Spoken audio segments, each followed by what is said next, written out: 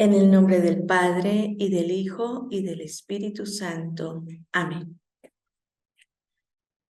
Vamos a meditar hoy Lucas capítulo 8, del 19 al 21. Su madre y sus hermanos querían verlo, pero no podían llegar hasta él por el gentío que había. Alguien dio a Jesús este recado: tu madre y tus hermanos están fuera y quieren verte. Jesús respondió: mi madre y mis hermanos son los que escuchan la palabra de Dios y la cumplen. Palabra del Señor, gloria a ti, Señor Jesús. Familia, pues en esta mañana unamos nuestro corazón, nuestro deseo de estar con Dios, para dejar en sus manos lo que será este momento de pautas, de oración, y también lo que será toda nuestra jornada. Gracias, querida Trinidad, familia del cielo. Gracias a ti, Padre Creador. Jesús, Maestro de vida. Espíritu Santo, artesano, amigo interior. Gracias, familia del cielo, por invitarnos cada mañana a vivir este coloquio de amor, de vida, de libertad, a dejarnos amar como hijos e hijas, a dejarnos introducir en este ambiente de Dios, de cielo. Queremos ofrecerles nuestro corazón, nuestra sed de amar y ser felices. Queremos dejarles todo el espacio para que continúen la obra que han iniciado en cada uno de nosotros. Gloria al Padre, y al Hijo, y al Espíritu Santo, como era en el principio, ahora y siempre, por los siglos de los siglos. Amén. Llegamos hoy a este texto que de alguna manera viene jalonando, viene continuando toda una lección vital en la vida del discípulo. Decimos que la oración es ante todo un encuentro, cara a cara, corazón a corazón, con aquel que nos conoce. Que no nos quepa duda que toda situación que vivamos, todo momento de oscuridad, de distracción, de pecado, de tristeza, de inquietud, Dios ya la conoce. Y por eso Él, como buen artesano, como buen alfarero, se acerca una y otra vez a nuestra vida, no se impacienta, sabe esperar. Así nos lo decía en la parábola del sembrador. Salió el sembrador a sembrar. ¿Cuántas veces? Todos los días. ¿En qué momento? A todas horas. En la mañana, a mediodía, en la tarde. Porque la obra máxima de Dios es crear, amar, forjar.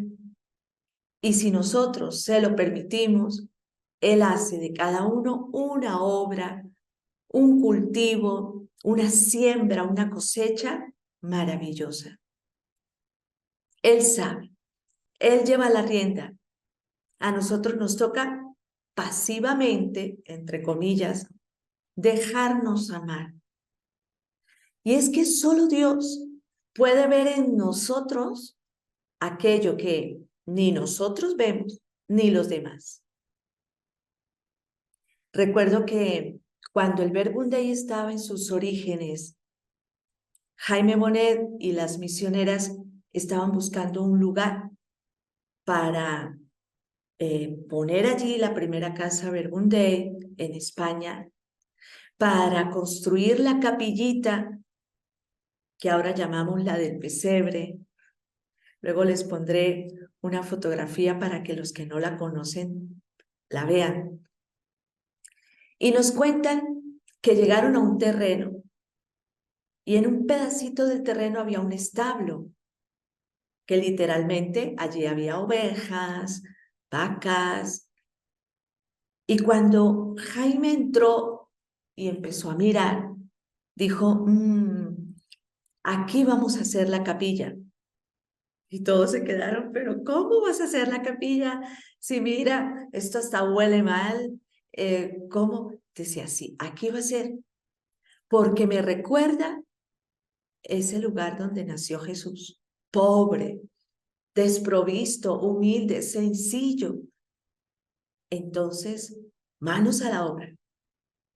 Y hoy es una de las capillas más hermosas que tiene el Verbum Dei, la capilla del pesebre. Y entonces, eso me recuerda al modo en el que Dios nos mira. Puede ser que tu vida ahora esté así, como ese lugar derrumbado, lleno de pecado, lleno de desconfianza, lleno que no sea lo mejor. Pero viene Padre Dios, Jesús, el Espíritu Santo, observan y dicen, este lugar, aquí, y te eligen a ti con todo y tu pobreza, y hacen de ti un lugar de encuentro, una casa de Dios, una morada del amor. Eso eres. Por eso, en la oración, más que venir a presentarle a Dios mis logros, más que venir a decir, pues, es que, mira, Señor, te pido esto y esto y esto, es dejarte amar, porque Él sabe lo que necesitas y lo que puedes llegar a ser. Solo es dejarte en sus manos con docilidad. Y por eso Lucas nos viene recordando esa actitud esencial en el discípulo. Y ya nos lo decían también los grandes teólogos. En el siglo pasado, por ejemplo, Karl Rahner, un gran teólogo alemán que hizo mucho aporte a la teología, decía él, el cristiano del siglo XX y del siglo XXI, si no es un oyente de la palabra, si no es un místico, no es cristiano. No, porque vendrán tiempos donde los vientos serán como los de ahora, bueno, y como los de cada época, pero este que nos está viviendo a nosotros, donde pues todo prima en cuanto al individualismo, al egoísmo, al consumismo y todo eso.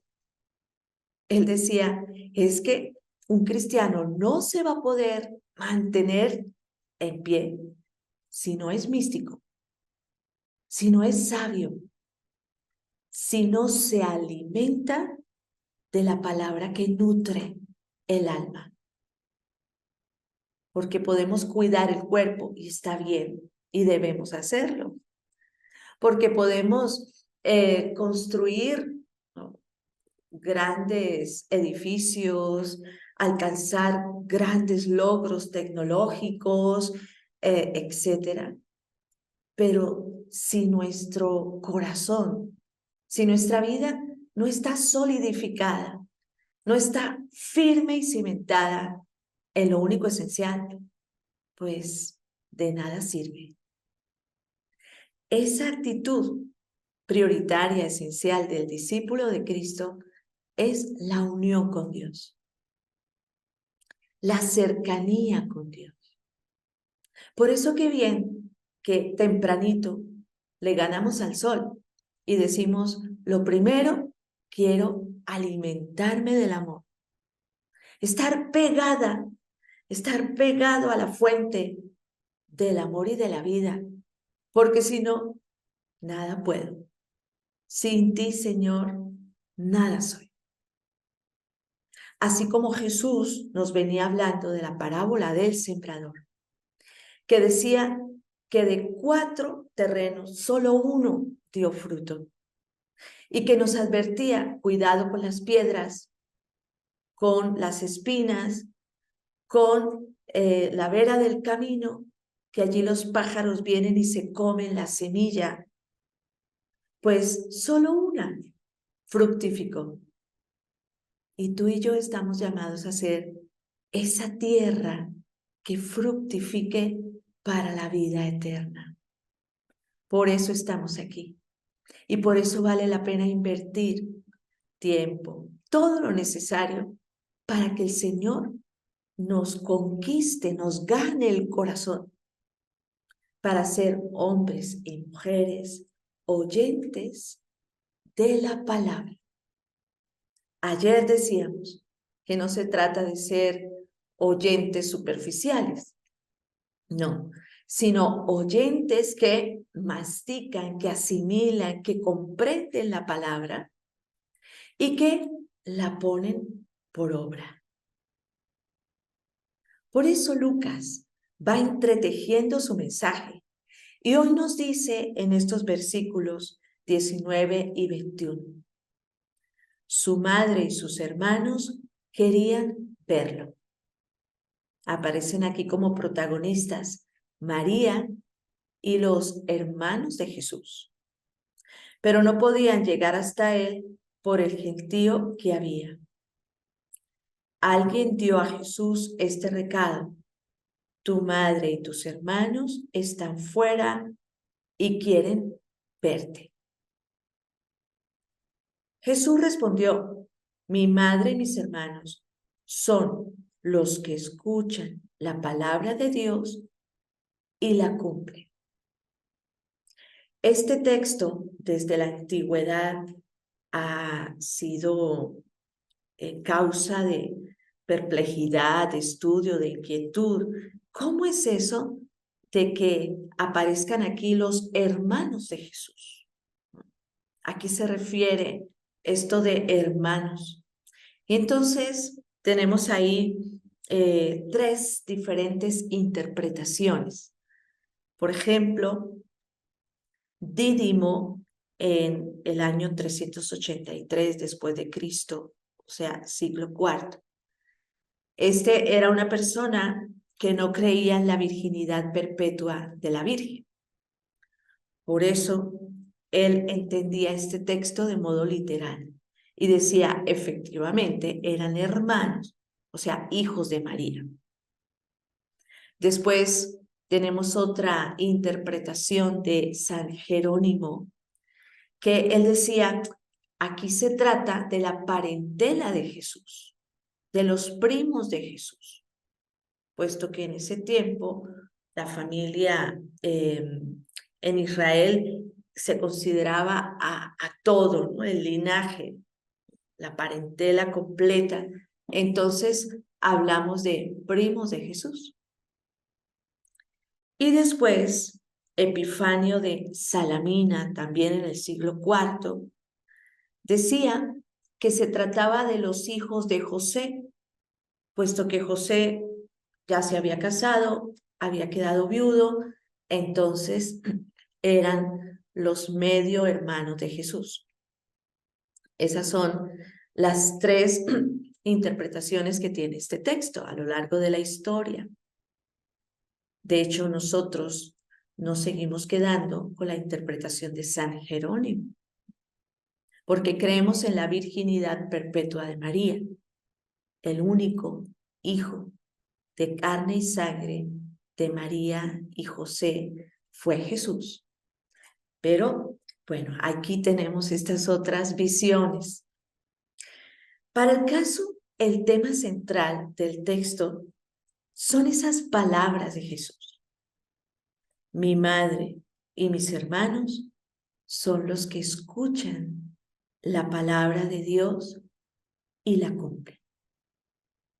Jaime Bonet, cuando nos predicaba este texto, nos decía, pareciera que Jesús está haciendo de lado ese vínculo tan profundo que tenía con la Virgen.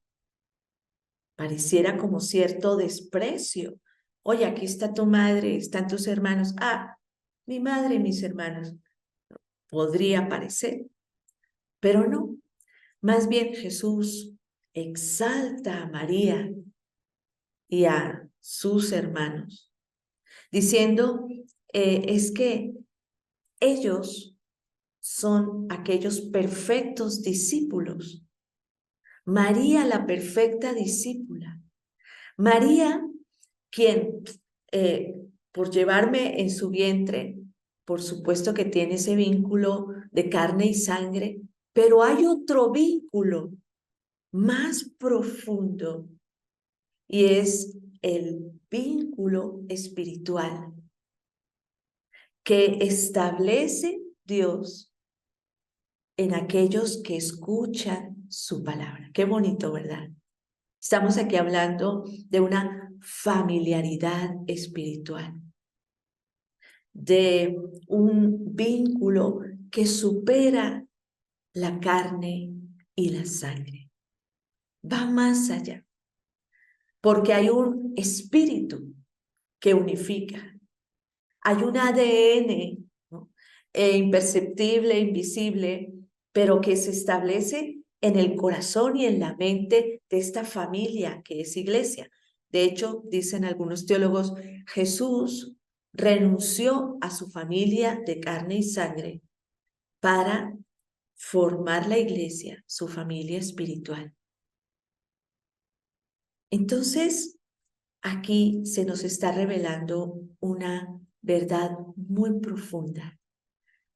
No es que cuando tú vienes a orar y abres la Biblia y lees y ya conoces, como una persona que decía, yo llevo 30 años dando retiros espirituales en mi parroquia, yo ya me lo sé todo.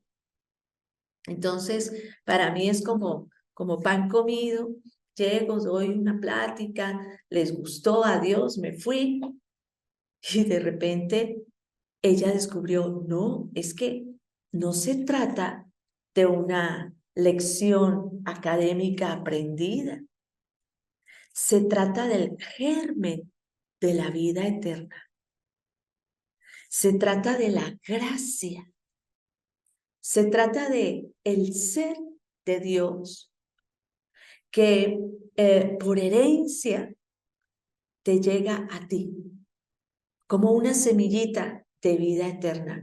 O sea, la palabra de Dios es germen de vida eterna. Cuando la oramos, cuando nos alimentamos, ese germen nos impregna.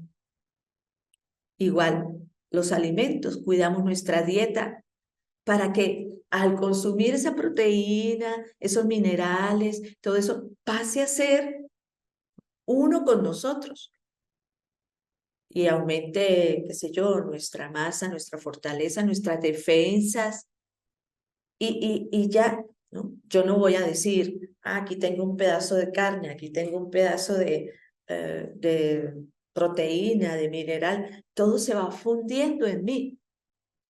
Y entonces cuando oramos la palabra, del mero hecho de predicarla, el mero hecho de escucharla, es el germen de vida eterna que Dios, por su gran misericordia, nos hereda. Como una mamá amamanta a su hijo y va creando un vínculo que nadie podrá romper. Así Dios nos amamanta cuando leemos, cuando escuchamos, cuando practicamos su palabra. Y va creando ese vínculo que ya desde ahora en nuestra vida terrenal nos va dando ese ser a Dios, ese sabor a Dios, perdón. Nos va dando esa familiaridad con Dios. Por eso nos dice la carta a los Efesios, capítulo 2, versículo 19. Está hablando de que Cristo es nuestra paz. Dice, Él destruyó el muro que nos separaba, el odio. Y de los dos pueblos ha hecho uno solo. Él vino como evangelizador de la paz, para que ustedes que estaban lejos, ahora estén cerca. Y sigue. Así pues, ya ustedes no son extranjeros ni huéspedes, sino ciudadanos de la ciudad de los santos. Ustedes son de la casa de Dios. Otras traducciones dice, ustedes son familiares de Dios. Son de la casa, de la familia. Y están cimentados en el edificio cuyas bases son los apóstoles y los profetas, y cuya piedra angular es Cristo Jesús. De ahí somos. Esos somos. Familiares de Dios. Ya no extranjeros, ya no extraños, sino amigos. Pásate, esta es tu casa. Familiares de Dios. ¿Cuál es el fruto de la oración cuando la escuchas con fe? Que tu amistad con Dios se acrecienta, que tu intimidad y que tu modo de ser se va transformando y vas teniendo confianza. Cuando tú estás en casa, en familia, no tienes por qué aparentar, no tienes que conquistar tu espacio, es que ya lo tienes, eres hijo. Esta es tu casa, tu lugar. Ah, hay confianza, hay alegría, hay seguridad, hay sentido de pertenencia. Recibes y das, hay compromiso.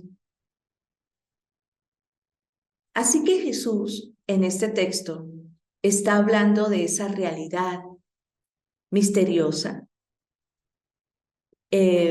mística, invisible a los ojos, pero perceptible al corazón. Somos hijos en el Hijo. Y de ahí viene la comunión con Dios. Porque recordemos que Lucas, el evangelista, está hablando a los paganos, a los pecadores, a los que estaban lejos, excluidos, a los impuros. Pero el mensaje de Jesús es totalmente lo contrario a la exclusión, a los límites, a las fronteras, ¿no? El mensaje de Jesús es, Dios Padre tiene unos brazos fuertes, amplios, largos, anchos, que abarcan a todos sus hijos. Entonces, por eso, el pecador vuelve a casa. Ese es el mensaje de Lucas. Pero todo esto solo lo puedo comprender, solo lo puedo disfrutar en la escucha de la palabra. Ayer decíamos, ¿a quién escucho? ¿Cómo lo escucho? Y si quieren podemos volver a retomar esos textos, porque ayer dimos varias citas bíblicas, entre ellas Primera de Reyes 19, del 1 al 19. Y decíamos cómo para Elías fue esa sorpresa de que ni el terremoto, ni el gran estruendo, ¿no? Ni siquiera el viento huracanado, ahí no estaba Dios. Dios estaba en la brisa suave, en la intimidad del corazón. ¿Verdad que al mundo le hace falta silencio? Le hace falta sosiego. le hace falta alimentarse espiritualmente. Por eso, así de paso, les quiero pedir, inviten a sus conocidos a este curso de Lección Divina que vamos a empezar ahora en octubre. Ayúdenme a invitar, a llamar personas para que conozcan ese derecho que tienen a escuchar a Dios. Al mundo le falta Dios, no como un dogma, no como una ley implacable, no como una moral que va priorizando, qué sé yo, tienes que hacer el deber, ¿no? Le falta escuchar a ese Dios familiar, amigo, cercano, que entonces como cordón umbilical va, esa es la imagen tan bonita de la oración, Dios como madre, cuyo cordón umbilical se extiende y va nutriendo y va alimentando al hijo. ¿Para qué?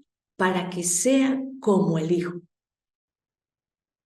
Dice San Pablo, ser hijos en el hijo, hijos herederos. Y por ese cordón umbilical, ¿qué va pasando? Las 3 virtudes teologales. El amor. Ese amor capaz de sanar, de redimir, de levantar y resucitar. Esa fe capaz de darte un sentido para la vida. Cree en ti, creer que todo es posible para Dios, creer y te pones en camino y te va dando la esperanza. 3 grandes nutrientes que pasan por ese cordón umbilical. Por eso cuando tú escuchas la predicación, cuando lees, ¿verdad que sientes? Es como ay, hoy me voy a trabajar con otras ganas, con otra forma de ver la vida. Pero es que no es que sea magia, no. Es que es la realidad de Dios en ti. Hijo mío, hija, yo te amo. Escúchame y vivirás. Hazme caso. Cumple la palabra de Dios en tu vida. Hazla el manjar para tu boca, el vino que te deleita, la leche que te fortifica, el pan que te nutre, la luz que te alumbra, el camino que te lleva, el abrazo que te recibe. Esa es la palabra. Así que cuando Jesús dice, mi madre y mis hermanos son los que escuchan la palabra de Dios y la cumplen, nos está hablando de que los vínculos de sangre están sometidos a la fidelidad a la palabra. Es normal que hay personas que digan, yo me siento más comprendido en la comunidad que incluso con mi familia no entiende este lenguaje. Y voy con la comunidad y allí pues es que es tan fácil ser feliz, estar a gusto, ¿no? Entrar porque hay otro vínculo, es el vínculo espiritual. Entonces, es que Jesús nos dice, esos vínculos de sangre están sometidos a la fidelidad a la palabra. Jesús mismo nos dio ejemplo. Cuando le llama allá en el capítulo 19 de Juan, le dice a su madre, mujer. Oh, cómo Jesús está sometiendo ese vínculo de sangre a su gran misión de redención del mundo. No porque desprecia a María, ya lo dijimos, sino todo lo contrario. Jesús está enalteciendo ese vínculo espiritual. La fe en Jesús provoca una consanguinidad espiritual con Él. Cuando creemos en Jesús, nos hacemos de los suyos, familiares de Dios.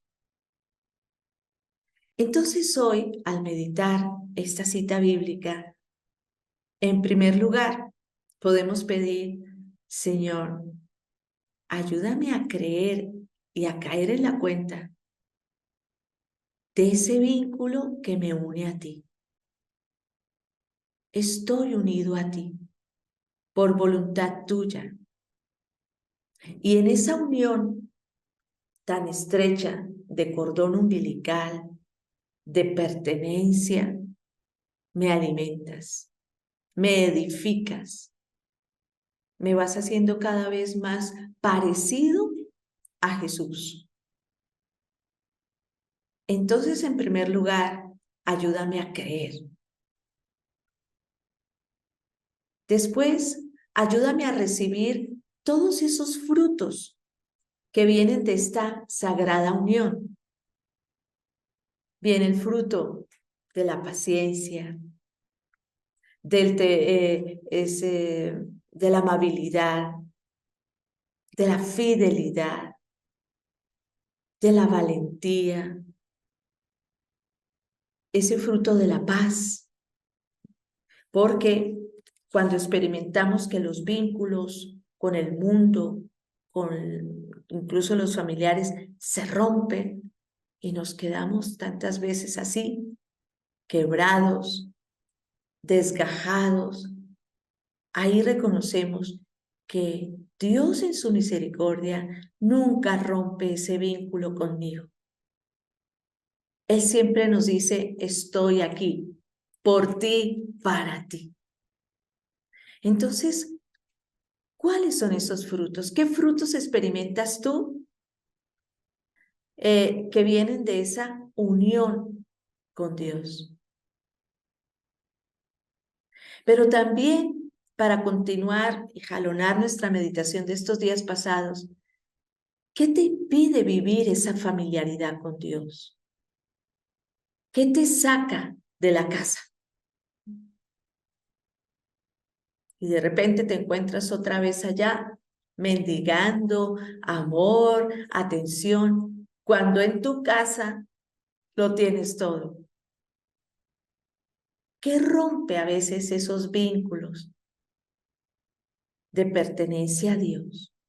Las preocupaciones, los afanes del mundo, tu falta de fe. Y qué bien que hoy una de las protagonistas de este texto sea la Virgen María.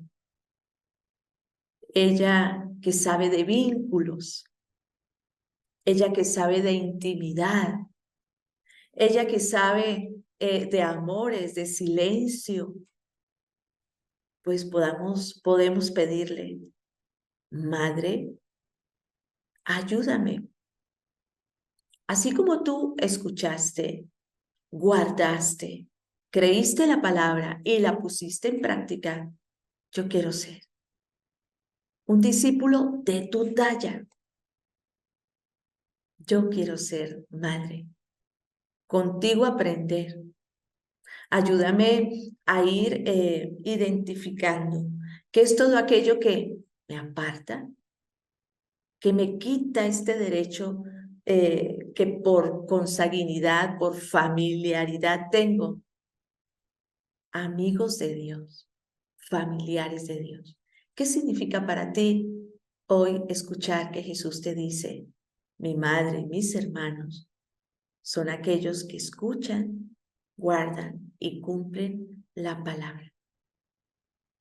Pues vamos a meditar, vamos a orarlo y vamos a dejar que el Espíritu Santo nos lleve un pasito más a ser realmente esos discípulos que escuchan. Que así sea.